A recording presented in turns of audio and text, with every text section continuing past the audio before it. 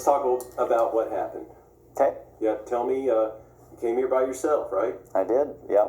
All right, and what happened? You went to the Capitol, you just made your way to the front? Yeah, so we listened to the president's speech over at the Ellipse in front of the White House, and we made our way down Constitution and Pennsylvania Avenues and walked up to the Capitol building, and by the time I got there, there were people already way up, climbing scaffolding up there, climbing up the stairs. There wasn't even any barricades to keep us out, like maybe there were before I got there, but they were gone by the time I got there. And I wanted to see what was going on, so I just kept climbing as far as I could. And you just have to understand there were so many people out there, you could only move so fast. Like everybody's trying to get up close to the building, and you just couldn't. You couldn't even move for a lot of the time. You had to wait for people to kind of filter up as they, different people were, I don't know if they were opening new parts of the stairs or something, but eventually I made it up around the building, the Capitol building. And what made you decide that you wanted to go inside the Capitol?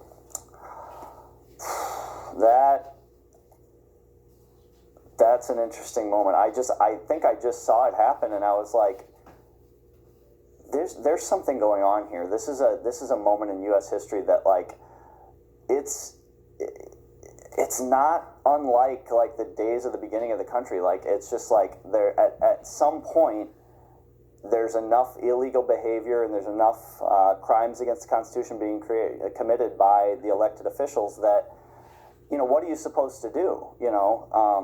Nobody in the courts will listen to. They won't even take a look at the evidence. They just dismiss all the election fraud cases on grounds that there's no standing or whatever. So at some point you reach a point and you just say, well,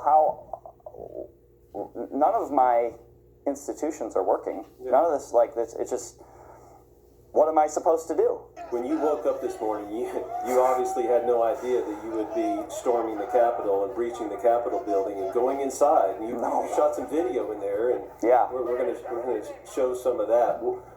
How long were you in the Capitol? Oh man, it seems like such a long time because you're just all senses are go and you're paying attention to everything. I would guess between 30 and 60 minutes total. Wow. And how many people were in there? In the hundreds that I saw, but it was just such chaos because there would be a group with me and a group of people that are blocked by a line of law enforcement officers, which, by the way, in most of my interactions with them they were professional, trying to do what they were, fulfill their duty, and the people in line, us were just, mostly as respectful as you can be when you're kind of really pushing in on somebody's space like that. Right. But then there'd be us, and there's a line of police officers or whatever law enforcement, and then behind you'll see other people just running around. It's just absolute chaos, and the Capitol building is huge. Yeah. And it's kind of weird. You get in there and you're like, now we're gonna go, make our voices heard on, the floor of the Senate or the floor of the House or whatever. You went all the way to the Senate floor. I did, and we said a prayer in there. There was a guy up there. Actually, there was one guy up there who just said we should pray, and so some of us did, and he was on his bullhorn microphone thing, and he just consecrated it to Jesus and said, It is that to me was the ultimate statement of where we are in this movement. It's there's a flag that goes around out there, the appeal to heaven. Yep. And that was one of the original movements in what became the United States. Is we appeal to heaven because we, as individuals, we're powerless. We've been betrayed by Congress. We've been betrayed by the judicial branch. We've been betrayed by our local governments, our mayors, and everything. What are we supposed to do? Well, that's a good question. Well, how do you feel about what went down today?